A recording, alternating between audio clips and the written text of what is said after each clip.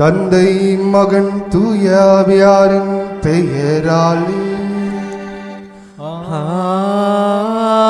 ஆமென். நம் ஆண்டவராக இயேசு கிறிஸ்துவின் அருளும் கடவுளின் அன்பும் தூய ஆவியாரின் நட்புறவும் உங்கள் அனைவரோடும் இருப்பதாக. உம் ஆன்மாவோடும் இருப்பதாக.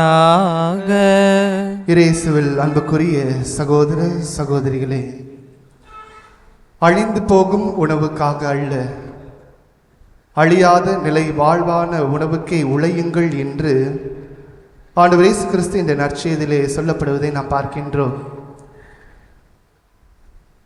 நாம் அன்றாடம்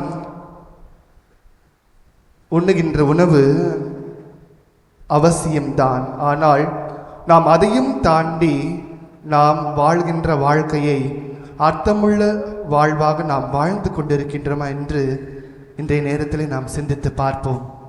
பல நேரங்களிலே நாம் உணவுதான் முக்கியம், உணவிற்காக நான் என்ன வேண்டுமெனாலும் செய்வேன் என்று நமது பண்புகளை, நமது இயல்புகளை நாம் இழந்திருக்கக்கூடும். எனவே அத்தகைய நேரங்களை நினைத்து பார்த்து நாம் செய்தருளிய தவறுகளுக்காக இதோ இத்திருப்பலியிலே நாம் மன்னிப்பு வேண்டுவோம், நிலை வாழ்வை பெறுவோம்.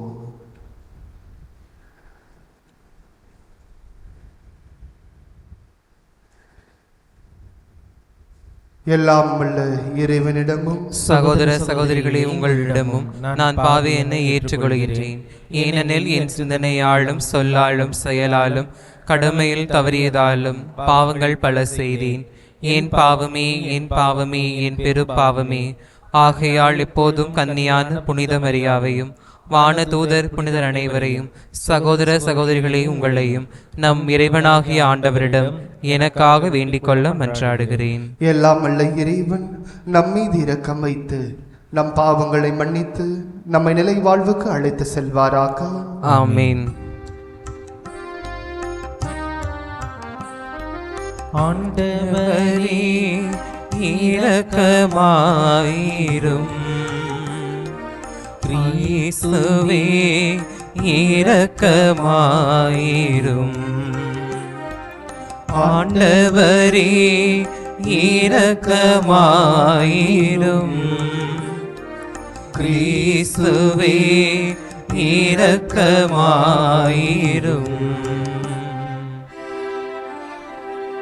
மன்றாடுவோமாக. எல்லாம் வல்ல இறைவா, பாஸ்கா அருளுதவிகளால் கிறிஸ்துவின் இயல்புக்கேற்ப எங்களை மாற்றி அருள உம்மை வேண்டுகின்றோம்.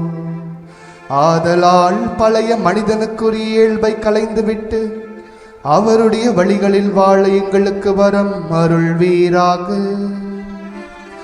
எங்கள் ஆண்டவராகிய இயேசு கிறிஸ்து வழியாக உம்மை மன்றாடுகின்றோம். ஆமென். திருத்தூதர் பணிகள் நூலிலிருந்து வாசகம். அதிகாரம் 6, இறை வார்த்தைகள் 8 முதல் 15 வரை. அந்நாட்களில் சேவான் அருளும் வல்லமையும் நிறைந்தவராய் மக்களிடையே பெரும் அரும் செயல்களையும் அரும் அடையாளங்களையும் செய்து வந்தார். அப்பொழுது உரிமை அடைந்தோர் எனப்படுவோரின் தொழுகை கூடத்தை சேர்ந்த சிலரும் சீரேன், அலெக்சாந்திரியா நகரினரும் சிலிசியா, ஆசியா மாநிலத்தவரும் ஸ்தேவானோடு வாதாடத் தொடங்கினர். ஆனால் அவரது ஞானத்தையும் தூய ஆவி வாயிலாக அவர் பேசிய வார்த்தைகளையும் எதிர்த்து நிற்க அவர்களால் இயலவில்லை. பின்பு அவர்கள், இவன் மோசேக்கும் கடவுளுக்கும் எதிராக பழி சொற்கள் சொன்னதை நாங்கள் கேட்டிருக்கிறோம் என்று கூற சிலரை தூண்டிவிட்டனர். அவ்வாறே அவர்கள் மக்களையும் மூப்பர்களையும் மறைநூல் அறிஞர்களையும் அவருக்கு எதிராக கிளர்ந்தெழ செய்தார்கள். உடனே அவர்கள் எழுந்து வந்து அவரை பிடித்து தலைமை சங்கத்துக்கு இழுத்துச் சென்றார்கள். மேலும் பொய் சாட்சிகளை கொண்டு வந்து நிறுத்தினார்கள். அவர்கள், இந்த மனிதன் இத்தூய இடத்தையும் திரு சட்டத்தையும் எதிர்த்து ஓயாமல் பேசி வருகிறான் என்று கூறினார்கள். மேலும் அவர்கள், நசரேயராகிய இயேசு இந்த இடத்தை அழித்து விடுவார் என்றும் மோசே நமக்கு கொடுத்திருக்கிற முறைமைகளை மாற்றி விடுவார் என்றும் இவன் கூற கேட்டோம் என்றார்கள். தலைமை சங்கத்தில் அமர்ந்திருந்த அனைவரும் அவரை உற்று பார்த்தபோது அவரது முகம் வானதூதரின் முகம் போல இருக்க கண்டார். ஆண்டவரின் அருள்வாக்கு. இறைவனுக்கு நன்றி. பல்லவி. ஆண்டவர் திருச்சட்டப்படி நடப்போர் பேறு பெற்றோர். ஆண்டவர் திருச்சட்டப்படி நடப்போர் பேறு பெற்றோர். என் வழிமுறைகள் உமக்கு எடுத்துச் சொன்னேன், நீர் என் மன்றாட்டை கேட்டருளினீர். உம் விதிமுறைகளை எனக்கு கற்றுத்தாரும். உம் நியமங்கள் காட்டும் வழியை என்றும் உணர்த்தி அருளும். உம் வியத்தகு செயல்களை பற்றி நான் சிந்தனை செய்வேன். பல்லவி. ஆண்டவர் திருச்சட்டப்படி நடப்போர் பேறு பெற்றோர். அல்லேலூயா அல்லேலூயா அல்லேலூயா அல்லேலூயா அல்லேலூயா அல்லேலூயா அல்லேலூயா அல்லேலூயா. மனிதர் அப்பத்தினால் மட்டுமல்ல, கடவுள் வாய் நின்று ஒவ்வொரு சொல்லினாலும் உயிர் வாழ்வ. அல்லேலூயா அல்லேலூயா அல்லேலூயா அல்லேலூயா. ஆண்டவர் உங்களோடு இருப்பாராக. உம் ஆன்மாவோடும் இருப்பாராக. புனித யோவான் எழுதிய தூய நற்செய்தியிலிருந்து வாசகம். ஆண்டவரே மாட்சி உமக்கே. அதிகாரம் 6. இறை வார்த்தைகள் 22 முதல் 29 முடிய. இயேசு 5000 பேருக்கு உணவளித்த பின் சீடர்கள் புறப்பட்ட கரையிலேயே மறுநாளும் மக்கள் கூட்டமாய் நின்று கொண்டிருந்தார்கள். முந்தின நாள் ஒரு படகை தவிர வேறு படகு எதுவும் அங்கு இல்லை என்பதையும், அதில் இயேசுவின் சீடர்கள் மட்டும் போனார்களே அன்றி இயேசு அவர்களோடு அப்படகில் ஏறவில்லை என்பதையும் அவர்கள் கண்கூடாக பார்த்திருந்தார்கள். அப்போது ஆண்டவர் கடவுளுக்கு நன்றி செலுத்தி கொடுத்த உணவை மக்கள் உண்ட இடத்திற்கு அருகில் திபேரியாவில் இருந்து படகுகள் வந்து சேர்ந்தன. இயேசுவும் அவருடைய சீடரும் அங்கு இல்லை என்பதை கண்ட மக்கள் கூட்டமாய் அப்படகில் ஏறி இயேசுவை தேடி கப்பர்நாகமுக்கு சென்றனர். அங்கு கடற்கரையில் அவர்கள் அவரை கண்டு, ரபி, எப்போது இங்கு வந்தீர் என்று கேட்டார்கள். இயேசு மறுமொழியாக, நீங்கள் அரும் அடையாளங்களை கண்டதால் அல்ல, மாறாக அப்பங்களை வயிறார உண்டதால் தான் என்னை தேடுகிறீர்கள் என உறுதியாக உங்களுக்கு சொல்கிறேன். அழிந்து போகும் உணவுக்காக உழைக்க வேண்டாம், நிலை வாழ்வு தரும் அழியாத உணவுக்காகவே உழையுங்கள். அவ்வுணவை மானிட மகன் உங்களுக்கு கொடுப்பார். ஏனெனில் தந்தையாக கடவுள் அவருக்கே தம் அதிகாரத்தை அளித்துள்ளார் என்றார். அவர்கள் அவரை நோக்கி, எங்கள் செயல்கள் கடவுளுக்கு ஏற்றவையாக இருப்பதற்கு நாங்கள் என்ன செய்ய வேண்டும் என்று கேட்டார்கள். இயேசு அவர்களை பார்த்து, கடவுள் அனுப்பியவரை நம்புவதே கடவுளுக்கு ஏற்ற செயல் என்றார். ஆண்டவரின் அருள்வாக்கு. கிறிஸ்துவே உமக்கு புகழ். சோறு கண்ட இடம் சுகம் என்பார்கள். கேள்விப்பட்டிருப்போம் நாம் ஒவ்வொருவரும். நம்முடைய தமிழ் அடைமொழிகளில் ஒன்றாக பலர் பரவலாக பேசப்படுவது சோறு கண்ட இடம் சுகம் என்று சொல்வார்கள்.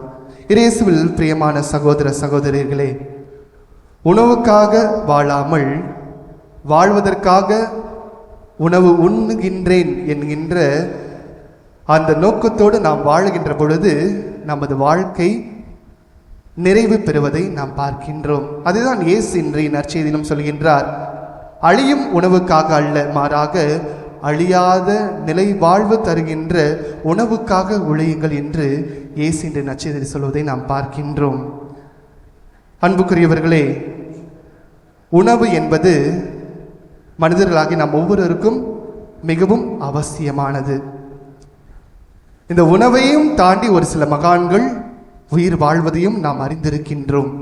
அன்புக்குரியவர்களே, அப்படி இருக்கின்ற பொழுது இயேசுவுக்கு அல்லது இயேசு எதை அவர் தன்னுடைய உணவாக பார்க்கின்றார்? நாம் ஒவ்வொருவரும் உணவு என்று சொல்கின்ற பொழுது நாம் என்ன சொல்கின்றோம்? என்னுடைய வயிறை நிரப்புவதுதான் எனக்கு உணவு என்று நாம் சொல்கிறோம். ஆனால் இயேசுவை பொறுத்தவரையிலே அவர் எதை உணவு என்று சொல்கின்றார் என்றால், கடவுளுடைய திருவுளத்தை எண்ணுவதும் அவர் தனக்கு கொடுக்கப்பட்டிருக்கின்ற கடமைகளை நிறைவேற்றுவதுமே எனது உணவு என்று இயேசு நற்செய்தியிலே சொல்வதை பார்க்கின்றோம். யோவான் நற்செய்தி அதிகாரம் 4 இறை வார்த்தை 34 இவ்வாறாக சொல்கின்றார். அன்புக்குரியவர்களே, கடவுள் நாம் ஒவ்வொருவரையும் மீட்படைய வேண்டும் என்றுதான் அவர் திருவுளம் கொண்டிருக்கின்றார். அதற்காகத்தான் அவர் தனது மகனையே இந்த உலகிற்கு அவர் அனுப்புகின்றார். இயேசுவை நம்புகின்ற நாம் ஒவ்வொருவரும் என்றுமே கைவிடப்படுவதில்லை. அதுதான் உண்மை.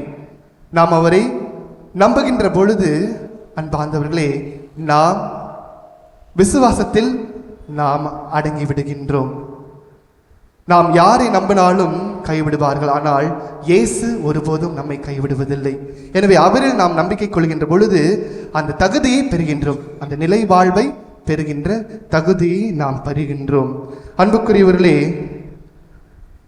ஒரு மனிதன் தன்னுடைய வாழ்க்கையிலே எதற்கு முக்கியத்துவம் கொடுக்கின்றானோ அதற்காகத்தான் அள்ளும் பகலும் உழைப்பார்கள். நான் வயிறார உண்ண வேண்டும் என்று நான் முக்கியத்துவம் தருகின்றேன் என்றால் அந்த நாள் முழுவதும் அந்த உணவுக்காக நான் உழைப்பேன். நான் நிலை வாழ்வு பெற வேண்டும் என்று அதற்காக நான் முக்கியத்துவம் தருகின்றேன் என்றால் நிலை வாழ்வுக்காக நான் உழைப்பேன். அன்புக்குரியவர்களே, எனது ஆற்றலும் திறமைகளையும் நான் எதற்காக பயன்படுத்துகின்றேன்? நம்மையே கேட்போம். கடவுள் எனக்கு தந்திருக்கின்ற ஆற்றலையும் திறமைகளையும் நான் எதற்காக பயன்படுத்துகின்றேன்? என்னுடைய வயிற்றை நிரப்புவதற்காக மட்டும் நான் என்னுடைய ஆற்றலையும் திறமைகளையும் நான் பயன்படுத்துகின்றேனா? அல்லது கடவுள் எனக்கு தந்திருக்கின்ற அந்த தனித்துவமான ஆற்றலாக இருக்கட்டும் அல்லது திறமைகளாக இருக்கட்டும், அதை நான் நிலை வாழ்வு பெறுவதற்காக உழைக்கின்றேனா என்று நாம் சிந்தித்து பார்க்க வேண்டும். இயேசுவில் பிரியமான சகோதர சகோதரிகளே, பல நேரங்களில் நாம் செய்கின்ற தவறு ஒன்று உண்டு. என்னவென்றால், அடுத்தவர்கள் வழியாக எனக்கு என்ன கிடைக்கும் என்று நாம் யோசிக்கின்றோமே தவிர அடுத்தவர்களுக்கு என்னால் என்ன பலன் அவர்களுக்கு கிடைக்கும் என்பதை நாம் யோசிப்பதில்லை. பல நேரங்களில் நாம் இப்படிதான் வாழ்ந்து கொண்டிருக்கின்றோம். அவ்வாறு நாம் வாழ்ந்து கொண்டிருக்கின்ற பொழுது நாம் என்ன செய்கின்றோம் என்றால், இதைதான் இன்றைய நற்செய்தியிலும் இந்த இயேசுவை தேடி வர மக்கள் செய்கின்றார்கள். இயேசுவினால் நான் சுகம் பெறுவேன் என்பதற்காக அவர்கள் வரவில்லை. இதோ நேற்றைய தினம் இயேசு எனக்கு பசியை போக்கினார். இயேசு எனக்கு பசியை போக்கினார். இதோ இப்பொழுது நான் இயேசுவை தேடி வருகின்றேன். எதற்காக? என்னுடைய எண்ணங்களை, எதிர்பார்ப்புகளை நிறைவேற்றுவார். அதற்காக நான் இயேசுவை தேடி வருகின்றேன். அதனால்தான் அந்த மக்கள் நற்செய்தியிலே பாருங்களேன், அவர்கள் இயேசுவை கேட்கின்றார்கள், இயேசுவை நாங்கள் அப்பொழுதுதான் திபேரியா கடலில் பார்த்தோமே, இப்பொழுது நீங்கள் கப்பர்நாகுமுக்கு வந்திருக்கிறீர்கள், எப்பொழுது வந்தீர்கள், எப்படி வந்தீர்கள் என்று அவர் கேட்பதற்கு காரணம், இயேசு நேற்று தினம் என்னுடைய பசியை போக்கினார், இப்பொழுது இயேசு என்னுடைய எதிர்பார்ப்புகளை நிறைவேற்றுவார் என்கின்ற மனநிலையில் அவர்கள் வருகின்ற பொழுது இதை நன்கு புரிந்து கொண்ட இயேசு என்ன சொல்கிறார் என்றால், அழியும் உணவுக்காக அல்ல, அழியாத நிலை வாழ்வுக்காகவே உழையுங்கள் என்று இயேசு சொல்கின்றார். அன்புக்குரியவர்களே, அழியாத நிலை வாழ்வு என்றால் என்ன? இந்த உலகை சார்ந்த விஷயங்களை விட்டு நாம் கடவுளை எனக்கு துணை, கடவுள் எனக்கு நல்லது செய்வார், நான் கடவுளை நம்புகின்றேன் என்று நாம் தொடர்ந்து நம்முடைய வாழ்க்கை பயணத்தை நாம் தொடர்கின்ற பொழுது அதுதான் நமக்கு நிலை வாழ்வாக மாறுவதை நாம் பார்க்கின்றோம். 3 வேளை நாம் உணவு உண்ணுகின்றோம். சிலர் அதற்கும் மேலாக உணவு உண்பதை பார்க்கின்றோம். அன்புக்குரியவர்களே, 3 வேளை உணவு உண்ணுகின்ற நான், அழியும் உணவை உண்ணுகின்ற நான் 3 வேளை அல்லது 1 வேளை அல்லது 2 வேளை நான் ஜெபிக்கின்றேனா? அழியாத நிலை வாழ்வு தருகின்ற இறை வார்த்தையை நான் வாசிக்கின்றேனா என்று நாம் நம்மையே கேள்வி கேட்போம். அன்பார்ந்த சகோதர சகோதரிகளே, இதோ இன்றைய முதலாவது வாசகத்தில் நாம் பார்க்கின்றோம். ஸ்தேவான் அவர்கள் ஞானமும் தூய ஆவியின் வல்லமையும் அவர் கடவுளிடத்தில் பெற்றுக்கொள்ள அவர் கடவுளிடத்தில் கேட்கின்றார். நாம் கடவுளிடத்திலிருந்து நாம் என்ன கேட்கின்றோம்? கடவுளினுடைய எதிர்பார்ப்புகளை நீ செய்ய வேண்டும் என்று தானே நம்முடைய பல நேரங்களிலே நம்முடைய இறைவேண்டல் இருக்கின்றதே தவிர, கடவுளை நீர் எனக்கு என்ன சித்தம் வைத்திருக்கின்றீரோ அதை நீர் நிறைவேற்றும் என்று நாம் வேண்டுவதில்லை. இயேசு கூட என்ன சொல்கிறார்? என் சித்தப்படி அல்ல, சித்தப்படியை நிறைவேற்ற வேண்டும் என்று கடவுளின் திருவுளத்தப்படி அவர் நடப்பதை நாம் பார்க்கின்றோம். அன்புக்குரியவர்களே, உணவு தேவைதான், உணவு அத்தியாவசியம்தான். அதில் கவனம் செலுத்துகின்ற நாம் ஒவ்வொருவரும் மற்ற மதிப்பீடுகளில் நாம் கடமையாக ஏற்றுக்கொண்டு அதை நாம் செயல்படுத்த மறந்து விடுகின்றோம். மற்ற கடமைகள் என்று சொல்லுகின்ற பொழுது அடுத்தவர்களை அன்பு செய்வது, நம்முடைய குடும்பங்களில் இருக்கின்றவர்கள் மீது நாம் இரக்கம் காட்டுவது, நம்மால் முடிந்த உதவிகளை நாம் அடுத்தவர்கள் செய்வது, எனக்கு வேண்டும் எனக்கு மட்டும்தான் என்ற சுயநலத்தோடு நாம் வாழ்கின்ற பொழுது அந்த நிலை வாழ்வை நாம் பெற்றுக்கொள்வதில்லை. அன்புக்குரியவர்களே, இந்த நிலை வாழ்வு என்பது இரக்க, கருணை, இரக்க செயல்கள், ஒருவரை ஒருவர் அன்பு செய்வது, மன்னிப்பது, இதெல்லாம் அடங்கியதுதான் நிலை வாழ்வு. எனவே எவ்வாறு இயேசு நம் ஒவ்வொருவரையும் நிலை வாழ்வை பெறுவதற்காக உழைக்க சொல்கின்றாரோ, இது உயிர்த்த ஆண்டவரில் நாம் நம்பிக்கை கொண்டு அழியும் உணவுக்காக அல்ல, நிலை வாழ்வு பெறக்கூடிய அந்த உன்னதமான உணவுக்காக நாம் உழைப்போம். இதற்காக ஆண்டவரிடத்தில் நாம் மன்றாடுவோம். ஆமென்.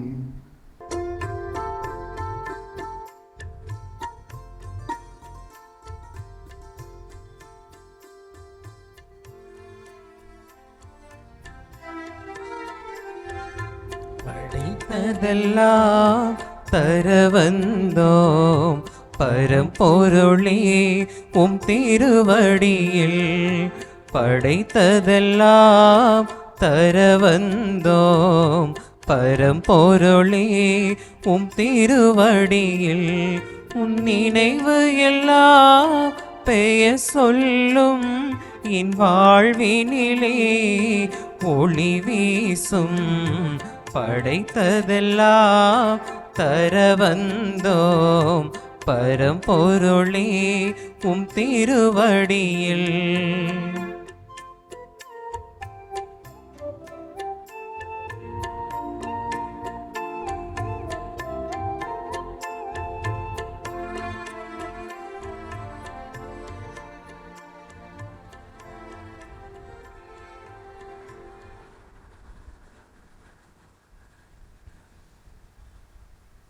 சகோதர சகோதரிகளே, என்னுடையதும் உங்களுடையதுமான இப்பள்ளி எல்லாமல்ல தந்தையாக இறைவனுக்கு ஏற்றதாகும்படி மன்றாடுங்கள். ஆண்டவர் தமது பெயரின் புகழ்ச்சிக்காகவும் ஆட்சிக்காகவும் நமது நன்மைக்காகவும் புனித திரு அவை அனைத்து நலனுக்காகவும் உமது கையிலிருந்து இப்பலியை ஏற்றுக்கொள்வாராக.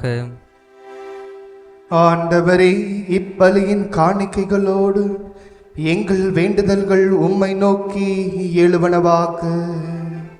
இவ்வாறு நாங்கள் உமது மேன்மையால் தூய்மையாக்கப்பட்டு உமது பேரிரக்கத்தின் அருள் அடையாளங்களை பெற்றுக்கொள்ள தகுதி பெறுவோமாக.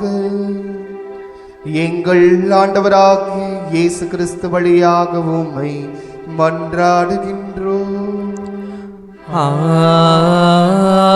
ஆமென். ஆண்டவர் உங்களோடு இருப்பாராக, உம் ஆன்மாவோடும் இருப்பாராக. இதயங்களை மேலே எழுப்புங்கள். ஆண்டவரிடம் எழுப்பியுள்ளோம். நம் இறைவனாகிய ஆண்டவருக்கு நன்றி கூறுவோம். அது தகுதியும் நீதியும் ஆனதே. ஆண்டவரே, எக்காலத்திலும் உம்மை புகழ்ந்துரைப்பதும் எல்லாவற்றுக்கும் மேலாக எங்கள் பாஸ்காவாகிய கிறிஸ்து பலியான இச்சிறப்பான காலத்தில் உம்மை இன்னும் மிகுதியாக வாழ்த்தி போற்றுவதும் மெய்யாகவே தகுதியும் நீதியுமாகும், எங்கள் கடமையும் மீட்புக்குரிய செயலுமாகும். கிறிஸ்து எங்களுக்காக இன்னும் தொடர்ந்து தம்மை கையளித்து உமது திருமுன் இடையராது பரிந்து பேசி எங்களை பாதுகாத்து வருகின்றார். பலியான அவர் இனிமேல் சாக மாட்டார். கொலை செய்யப்பட்ட அவர் என்றும் வாழ்கின்றார். ஆகவே பாஸ்கா மகிழ்ச்சி பொங்க அனைத்துலகின் மாந்தர் அனைவரும் அக்களிக்கின்றனர். அவ்வாறே ஆற்றல் மிக்கோரும் அதிகாரம் கொண்ட தூதர்களும் உமது மாட்சியை புகழ்ந்து பாடி முடிவின்றி சொல்வதாவது: தூயவர் தூயவர் தூயவர், வான்படைகளின் கடவுளாம் ஆண்டவர். விண்ணகமும் மன்னகமும் உமது மாட்சியால் நிறைந்துள்ளன. உன்னதங்களிலே ஓசன்னா. ஆண்டவர் பெயரால் வருகிறவர் ஆசி பெற்றவர். உன்னதங்களிலே ஓசன்னா. ஆண்டவரே, நீர்மையாகவே தூயவர், தூய்மை அனைத்திற்கும் ஊற்று. ஆகவே உம்முடைய ஆவியை பொழிந்து இக்காணிக்கைகளை தூய்மைப்படுத்த உம்மை மன்றாடுகின்றோம். இவ்வாறு எங்கள் ஆண்டவர் இயேசு கிறிஸ்துவின் உடலும் இரத்தமுமாக்க எங்களுக்கு இவை மாறுவனவாக்க. அவர் பாடுபட உளம் கனிந்து தம்மை கையளித்த போது அப்பத்தை எடுத்து நன்றி செலுத்தி அதை பிட்டு தம் சீடரில் கழித்து அவர் கூறியதாவது: அனைவரும் இதிலிருந்து பெற்று உண்ணுங்கள், ஏனெனில் இது உங்களுக்காக கையளிக்கப்படும் என் உடல்.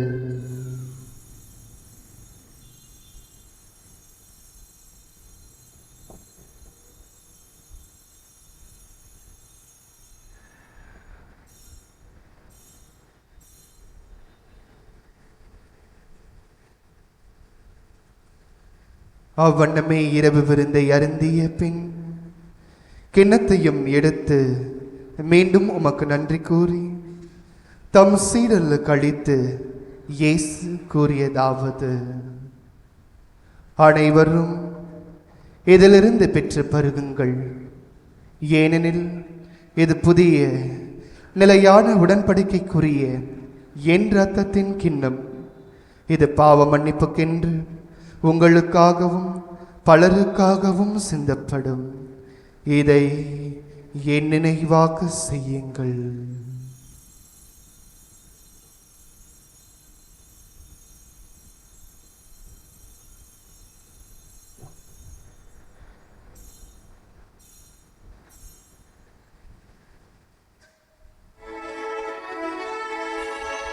நம்பிக்கையின் மறை பொருள்.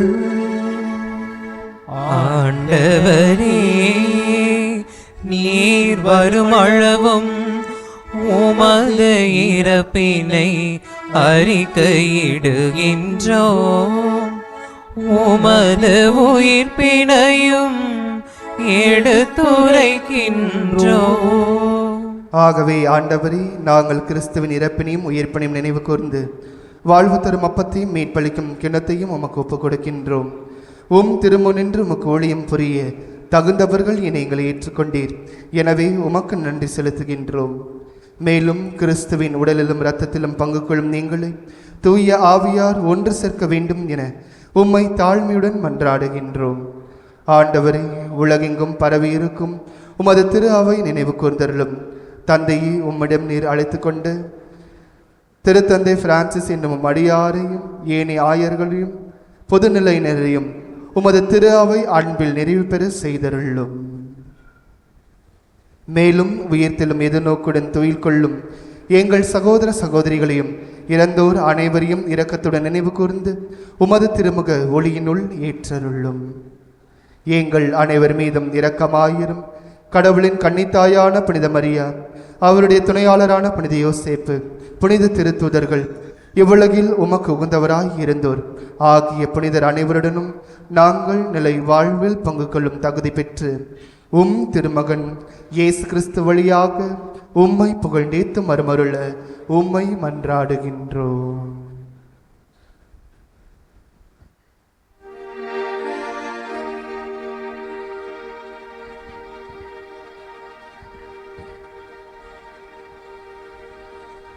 இவர் வழியாக இவரோடு இவரில் எல்லாம் வல்ல இறைவனாகிய தந்தையே, தூய ஆவியாரின் ஒன்றிப்பில் எல்லா புகழும் மாட்சியும் என்றென்றும் உமக்கு உரியதே. ஆமென், ஆமென், ஆமென். மீட்பரின் கட்டளையால் கற்பிக்கப்பட்டு இறை படிப்பினையினால் பயிற்சி பெற்ற நாம் அனைவரும் துணிந்து ஜெபிப்போம். விண்ணுலகில் இருக்கின்ற எங்கள் தந்தையே, உமது பெயர் தூயது என போற்ற பெறுக. உமது ஆட்சி வருக. உமது திருவுளம் விண்ணுலகில் நிறைவேறுவது போல மண்ணுலகிலும் நிறைவேறுக. எங்கள் அன்றாட உணவை இன்று எங்களுக்கு தாரும். எங்களுக்கு எதிராக குற்றம் செய்வோரை நாங்கள் மன்னிப்பது போல எங்கள் குற்றங்களை மன்னியும். எங்களை சோதனைக்கு உட்படுத்தாதேயும், தீமையிலிருந்து எங்களை விடுவித்தருளும். ஆண்டவரே, தீமை அனைத்திலும் இருந்தும் எங்களை விடுவித்து எங்கள் வாழ்நாளில் அமைதியை கனிவுடன் அருள உம்மை மன்றாடுகின்றோம். உமது இரக்கத்தின் உதவியால் நாங்கள் பாவத்திலிருந்து எப்போது விடுதலை பெற்று யாதொரு கலக்கமும் இன்றி நலமாய் இருப்போமாக. நாங்கள் இது நோக்கி இருக்கும் பேரின்பத்திற்காகவும் எம் மீட்பராக இயேசு கிறிஸ்துவின் வருகைக்காகவும் காத்திருக்கின்றோம். ஏனெனில் ஆட்சியும் வல்லமையும் ஆட்சியும் என்றென்றும் உமதே. ஆண்டவர் இயேசு கிறிஸ்துவே, அமைதி உங்களுக்கு விட்டு செல்கின்றேன், என் அமைதியை உங்களுக்கு அளிக்கின்றேன் என்று உம் திருத்துதர்களுக்கு மொழிந்தீரே. எங்கள் பாவங்களை பாராமல் உமது திரு அவை நம்பிக்கையை கண்ணோக்கி உமது திருவுளத்திற்கேற்ப அதற்கு அமைதியும் ஒற்றுமையும் அளித்தருள்வீராக. என்றென்றும் வாழ்ந்து ஆட்சி செய்கின்றவர் நீரே. ஆமென். ஆண்டவருடைய அமைதி உங்களோடு என்றும் இருப்பதாக, உம் ஆன்மாவோடும் இருப்பதாக. ஒருவருக்கொருவர் கிறிஸ்து தரும் அமைதியை நாம் பகிர்ந்து கொள்வோம். உலகின் பாவங்களை போக்கும் இறைவனின் செம்மறியே, எங்கள் மேல் இரக்கமாயிரும். உலகின் பாவங்களை போக்கும் இறைவனின் செம்மறியே, எங்கள் மேல் இரக்கமாயிரும். உலகின் பாவங்களை போக்கும் இறைவனின் செம்மறியே, எங்களுக்கு அமைதியை அளித்தருளும். இதோ நம் ஆண்டவராக இயேசு கிறிஸ்து வாழ்வு தரும் உணவு நானே என்று தன்னை அடையாளப்படுத்தியவர். இவரை பின்பற்றவும் இவரை போன்று வாழவும் நாம் இங்கு அழைக்கப்பட்டிருக்கின்றோம். இவரது அழைப்பை ஏற்று இங்கு வந்திருக்கின்ற நாம் ஒவ்வொருவரும் பேறு பெற்றோர். ஆண்டவரே, நீர் நிலத்தில் எழுந்தருள நான் தகுதியற்றவன். ஆனால் ஒரு வார்த்தை மட்டும் சொல்லியருளும், எனது ஆன்மா நலமடையும். மன்றாடுவோமாக. என்றும் உள்ள எல்லாம் உள்ள இறைவா, கிறிஸ்துவின் உயிர்ப்பினால் நிலை வாழ்வுக்கு எங்களை புதுப்பித்தீர். பாஸ்கா அருள் அடையாளத்தின் கனிகளை எங்களில் பெருக செய்து எங்கள் உள்ளங்களில் மீட்பளிக்கும் உணவின் ஆற்றலை பொழிந்தருள்வீராக.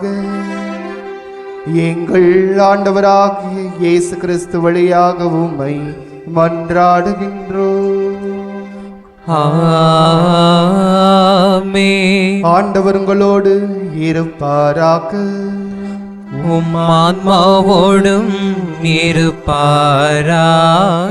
எல்லாம் வல்ல இறைவன் தந்தை, மகன், தூயாவியானவர் உங்கள் அனைவரையும் நிறைவாக ஆசீர்வதிப்பாராக.